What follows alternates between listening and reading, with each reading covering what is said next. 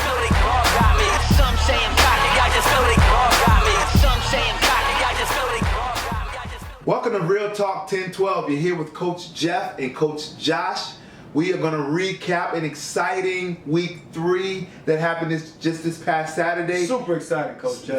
Very exciting. Best games that we've had all season. And we're going to look forward to the games upcoming games that are coming up this week. Again, things for this week, we want to make sure that you know your game day verse. A couple of teams were a little shaky on the game day verse last week, and they got the benefit of the doubt being able to play. My team better have had it down pat. I think your team actually had it down pat. That's what I'm talking about. Those Seahawks. Yeah, and so yeah, that's one thing we want to make sure we do. We gotta have down to be able to play in this game this week. So we're gonna jump right into week number 3 and what happened this week. So we had 3 different games. First of the 2 was the mighty 49ers team that played against the Super Seahawks team. Super Seahawks. In that game, Seahawks came up on top 20-12. And it was a great game, one of the best games of the week this past week. We also had the Steelers and Panthers game. Steelers, who were number 1 in the league, caught the loss to the Panthers, who are now top at the number 1 spot, 44-22. Not just a loss, Coach. They got blew out. They got handled. It was pretty bad, 44-22. I see why Coach Kenny didn't show up this weekend. Because it was disappointing. And you know, I was rooting for him. Yeah, you were. I had the Steelers on. You were. I was believing in them up and down the sideline. It was a travesty. That it was. And lastly, we had the Eagles, who really showed up big time versus the Bengals and pulled it off 26-16. So just looking back on week 3, we talked about before that being a telling week as to what the playoffs would look like and who would eventually possibly end up in the Community Bowl. And so, what are some things, looking at last week, what are some things that really came to the surface about various teams coming from week 3, things that we learned? Well, I think one of the things that we learned is that the New Eagles team is nobody to play around with. Yeah. They got some real heavy hitters that are coming out right now. They're going to be a contender. But the biggest thing that I would say came out of the most exciting day of football that we've seen in 10-12 thus far was this Seahawks-49ers matchup. I think we may have, I remember Coach Jeff, he did predict this last pregame show, we may have the Community Bowl right there, that game. But those Panthers, they are dominant. So we're going to see if somebody can knock them off their high horse. I believe this week they are playing against the 49ers. If the 49ers can get this win, I think we'll know who's going to be in that Community Bowl. Seahawks versus the 49ers. If you remember, the Seahawks played the Panthers and were down their quarterback for the majority of the game and hung in there with them. So that Seahawks defense is a beast, and the Panthers I don't think can deal with it. So we're going to see how they can match up to this 49ers team and see if they'll listen to their coach. They listened to their coach last game and it paid off for them. But let's see if they can continue to go on. Well, you just kind of touched on it, but one of the things we want to move into is that 49ers versus Panthers game that's coming up. That is our 9:30 game this upcoming week. And yeah, we look at the 49ers are looking to rebound against the red hot Panthers, who are the number 1 team in 10-12 thus far in this league. So overall, what are we thinking for that game? This 49ers-Panthers game, I mean, on the Panthers, you got Michael. He had an interception for a touchdown last game. He had 2 interceptions for touchdown. So I hope that 49ers are ready for that. Your quarterback don't get picked off there, Coach Jeff. It can be a problem. You also got Jeremiah playing QB now for the Panthers, and that's going to be a problem. He threw 4 touchdowns this last game. Yeah. So the Panthers are going to have some dominant players. I have heard injury report out there in the Rumorville that Roach, number 2, the speedster, Speedy Gun Gonzalez, right? Shakes everybody all the time, breaking ankles left and right. I heard he was injured. Really? I heard he was injured. From an inside source, I heard he was injured. He is questionable for the game. And I do know, confirmed, he was not at practice just today. He was not at practice. Man. Without Roach on the field, I think it's 49ers. Man, yeah, that is, they're a totally different team without Roach back there. And yeah, The issue with holding Roach is he's so quick, he's so low to the ground. Mm-hmm. It's extremely difficult to be able to get a flag pull on this guy. Yeah. I mean, we had to send 3 guys around him just to contain him.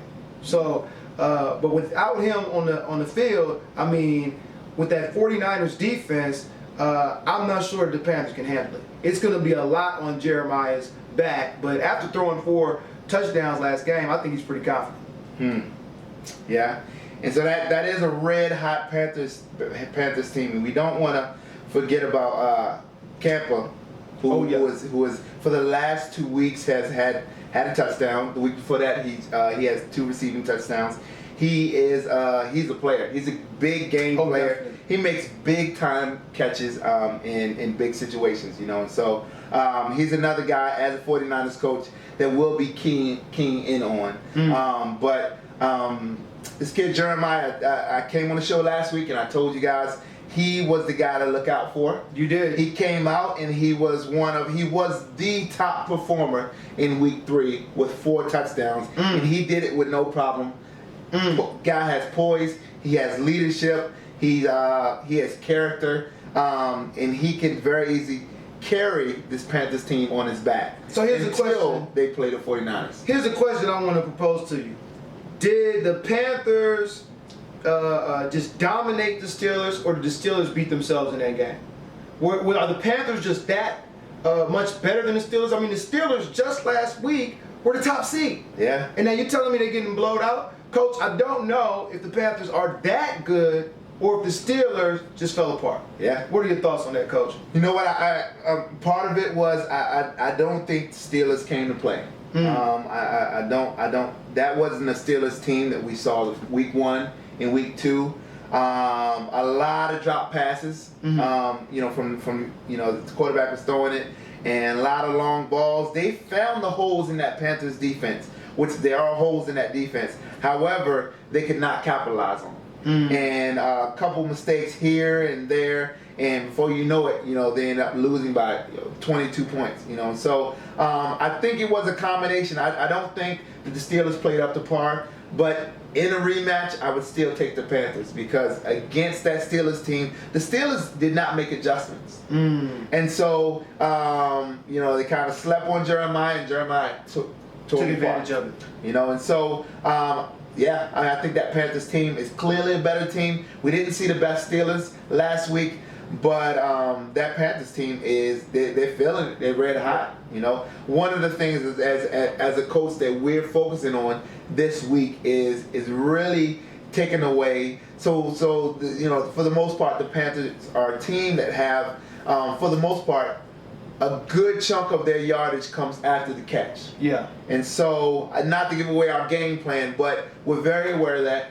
And so our defense, we want to put our players in position to where they can limit the yards after catch. Therefore stopping that high-powered offense of the Panthers. Well, that's one thing I can say is that our game against the 49ers this past week is that we had to work extra hard on offense for every single possession. Yeah. One of the best defenses in the league. And if you look at the stat sheet, when it comes down to the 49ers, you're going to see that they're one of the teams where everybody is making tackles. Everybody on that team can flag pull. So the Panthers, I don't think, have yet played a team that was this good defensively, this well-rounded when it comes to execution on defense. And they're going to have a little bit of trouble on their hands here, I believe. Yeah. So in terms of a prediction for the 9:30 game, Okay. what do we have? You know, this is a tough one because I went against the Panthers last week and ate my words. So I almost don't want to go against them again. Yeah. But I'm still going. I'm going to go ahead with so tough. I'm going to go 49ers 20, Panthers 13. 20-13. No, it sounds 49ers crazy, but I'm going 2013. over the Panthers, taking out the #1 team in the league, pulling out the upset.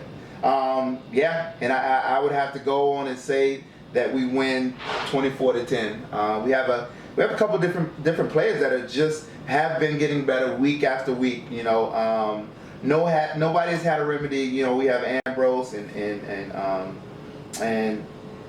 Dede and Jerron, and those guys have been stepping up. Tony on defense, and the defense has been just on point, like you said. And so it's going to be a tough one, but I truly believe my boys can pull it out. I just think that without Roach playing, the Panthers are eventually going to have a bad game, and I think that this game coming up is going to be that game.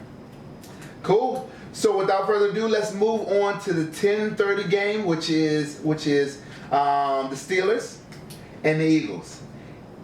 So if we look at this game, this is we have a Steelers team that's coming off of a rough loss. Yeah. You know, so we want to take that into effect. But also an Eagles team that has been rebuilt. Yes. We actually got a chance to scrimmage them this week, and we were neck and neck in terms of scoring. And yeah, that is going to be a game that is going to be a hard fought game, and of teams that are of equal caliber in my opinion. And I look forward to seeing who wins that. So just looking at that game, what are the different factors in your opinion, the different key players who are going to need to step up in that matchup? Well, I think definitely from the Eagles, we're going to have to see number 4, Jerron. He's going to have to make a real appearance. Last game, he had 2 touchdowns, 1 reception, and 2 tackles. He's playing on both sides of the ball well. He's going to have to show up and show out for the Eagles for them to pull out this win. The Steelers are hungry. I mean, all of these guys, right? Irvin Foster, right? He had an amazing defensive game last week. Yeah, he did. You have Daquan, and then you have number 8, Mr. Pauly. Yeah. Right? You got number 8, you got number 11, Daquan, you got number 8, Mr. Pauly, number 9, Irvin Foster. These guys are coming up, and they want to prove something, right? I believe they're gonna, their coach Ken, is gonna get behind them and say, look, this season is not over with. We've just lost 1 game. We need to pull this back together before the playoffs. They're coming with a chip on their shoulder, okay? That's how the Steelers are coming to play. But we need to see these 3 standout players have the best game of their season because these Eagles are hungry. They came off their first win, and they're hungry for another one. Yeah. I'm looking at that game to be the most exciting game next week. That it will promise. It promises to be that. And so, who do we have as a prediction for that game? You know, I'm gonna go with the Eagles on this one. Okay. I think that they're hungry, that they're coming to play. The performance that we saw last week was nothing to sleep on. We've scrimmaged them. You've scrimmaged them. They're coming with everything that they got. I think if the Steelers don't go ahead and score early and get that confidence boost that they need after what happened last week, that their mental game is going to be off and that they're not going to be able to hold it together for 2 halves. So I'm going to give it to the Eagles 27-17. Yeah, and it's almost like you looked at my sheet, but I also have the Eagles, and a couple of key reasons. One is Spence brothers, and remember those names, Justin and Jordan, and those guys have been producing week after week after week. Justin just last week, he had a pick 6, and he just played his tail off. You know, we have Jordan, who has been week after week really performing. He had a big play on the top 10 this week, and this guy knows how to run. This guy has moves, and he runs with power, and he's consistent, very consistent. And so I think Spence brothers are part of what really puts the Eagles team over the edge and got them to the place they're at now. You know, Deshaun really took that team on his back also, at quarterback and just playing with fire, and a couple of other guys who really stepped up, especially on defense. Defensively, last week, the guys looked like they were having fun out there. Yeah. They looked like they were playing as a team. Yeah. They were on every ball. Their linebackers were just on it. Yeah. And they have big guys that move like they're 185 pounds. Yeah, And so they do. They're big guys. Have some moves. They can move in space. Offense. They can get to balls on defense. And so I'm very impressed with this Eagles team as of late. And so with that being said, I'm gonna have to also agree with you and go with the Eagles in this one as they take out the Steelers this week, 24-10.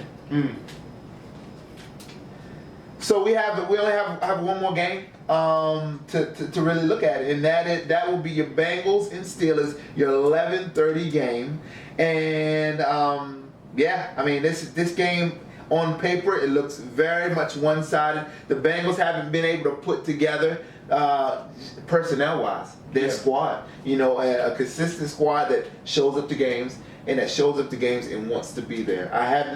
I've yet to see that from this Bengals team. And so what is just looking overall at that game coming up, what are going to be some key factors as you guys look towards facing a Bengals team that is hungry for a win, but that is struggling personnel wise? Well, I think the Bengals, they have to come to play. They have to, as I said last week for my team, they have to practice. Yeah. They have to practice.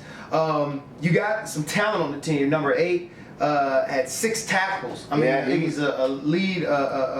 He's tying for lead tackler with my man Tavon. But my Seahawks, they're coming together as a team.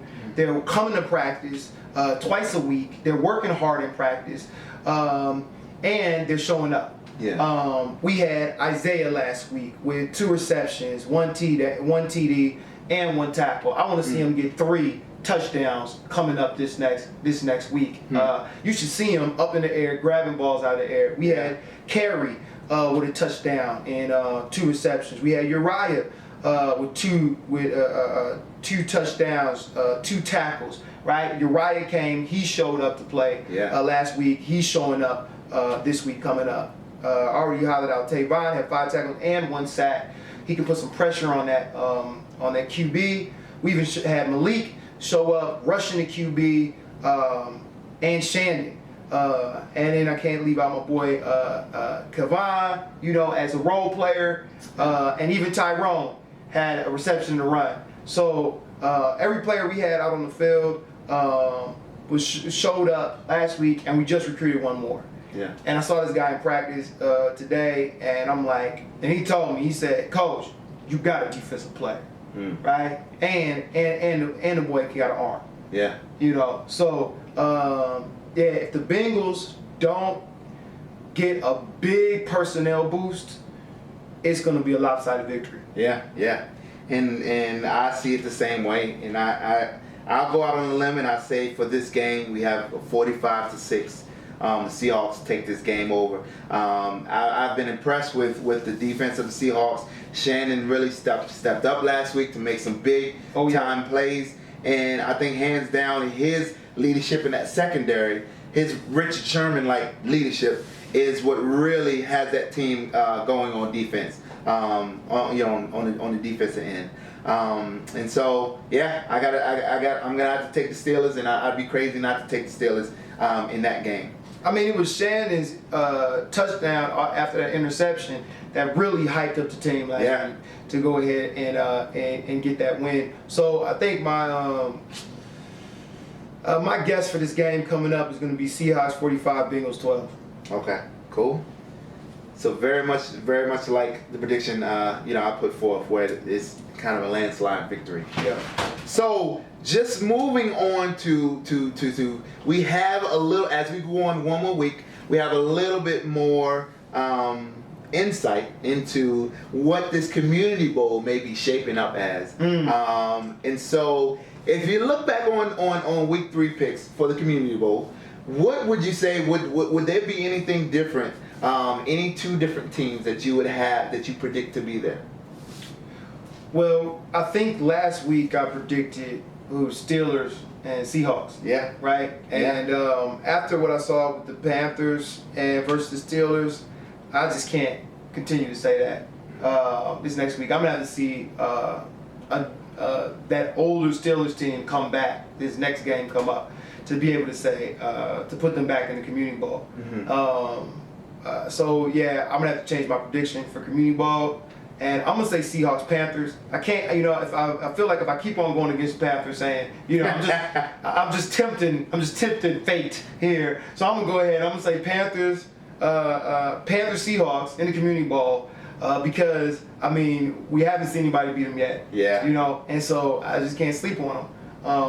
I don't know let me see who they have. Who they have left is they have 49ers this week, and then who they play next week. I think they have I believe they have the Eagles. They have the Eagles next week. I believe they have the So Eagles. they have two tough games here. Yeah. Which they could potentially lose, but we have not yet seen them lose. Yeah. So I'm just gonna have to go ahead and put them in the Community Bowl, and I'm putting the Seahawks into the number 3 seed. Seahawks and the Panthers. I like it. I like it a lot, and it makes the most sense in terms of teams that are hot right now, other than the 49ers being there. But teams that are hot, they're it, And so so we look forward to that Community Bowl weekend. Yeah. And new word is we have a team from Philadelphia that will be coming down to play our All-Stars. So our 10-12 All-Stars, we're going to get together All-Star team, and they will play against Philadelphia All-Stars the game after the Community Bowl on that August 6th date. So you telling me Philadelphia cheesesteaks, Rocky Balboa, Yes, sir. the Eagles, Yes. they coming all the way to real bird country, the home of the Baltimore Ravens, B-Moore, Maryland. They coming here to play us, to beat us on our own field. I would say, yes, they're coming to play us. They're not coming to beat us. Coach Chris has been talking a lot of stuff up there in Philadelphia. I got a chance to go up there and see him today, and he was hyping up with the guys. Got a chance to really speak to their guys. Really, what I was doing is I was really scouting them out, just seeing where their mind was at, and everything like that. But looking forward to that game. I'm excited because we have a lot of high caliber players. Yeah. And I know that we can put on a very strong front against that hot Philadelphia team that will be down August 6th. Look, they've been having this league going for what, 12 years now? 10, yeah. 10 years. Yeah. So they're about the average age of the Panthers. Yeah. Coming out and playing. Their league has been in existence. Right. But I'm gonna tell you something right now, Philly, especially you, Coach Chris, all right? Pride cometh before a fall, okay? First year, 10-12, Baltimore City, get ready for a L. My players are already itching and scratching. They're like, what do we take, Coach? What do we take to get into the game, Coach? They're looking for you. They almost want this Philly game more than they want the Community Bowl, Coach. They want this Philly game so much, and they want to go to Philly though. They want to go to Philly. Oh. So I say, Philly, you bring cheesesteak, we'll bring the crabs. So as a player, what would you, as a coach, what sort of thing, if I'm a player that's looking to get on the All-Star team, what sort of things would you be looking for as a coach in an All-Star player? I'll tell you this. I'm going to be looking for great gameplay. I'm going to be looking for players that can flag pull, that show great poise. But I'm also going to be looking for character and integrity. If I had to see a player that's going to maybe play great, but he's going to represent this league badly in his attitude, I don't want him out on that field. I respect Timoteo football. I respect these Philly guys. We may talk back and forth in jest, but these guys are my friends. I appreciate them. They are our brothers.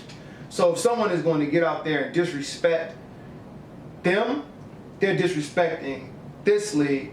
I don't want them to be on that field. So I'm going to be looking for people that have, these great athletic abilities and are able to go out there and get us a win. But I'm also going to be looking for character and integrity out of the young men that will be playing.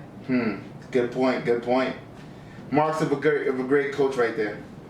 And so, yeah, I really look forward to that time. These guys are looking forward to coming down and not just playing football, but building as men together, because we know that we're brothers in Christ. The Lord brings us together. We're image bearers of God.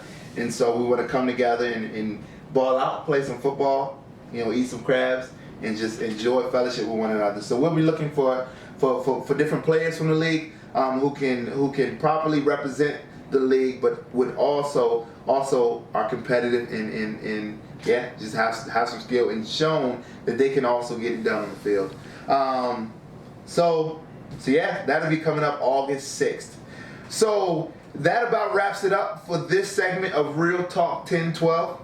Coach Josh, it's good having you on. Always a pleasure, Commissioner. As always. And I know that we agree for the most part on all of the games this week. Last week we both went 2-1 with our predictions. Yeah. So let's see if we sink or swim this coming week as we view these games that are coming up on Saturday. Look, Coach Jeff, I'm putting it on your 49ers to get my win right on here. I gave it to Coach Ken. Coach Ken, last week it was on you. This time I'm putting it on him.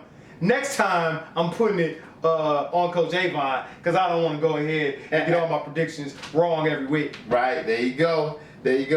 So yeah, again, thanks for being with us. Players, remember to get that game day verse memorized. Remember, if you've not paid your fee yet, your $20 league fee, make sure to get that in. That is required to be able to play in the playoffs. So we got to get that handled. And come ready to strapped up, ready to play on Saturday. All right. You guys have a great day. See you guys this week, week 4. Some saying cocky, I just know they all got me. Some saying cocky, I just know they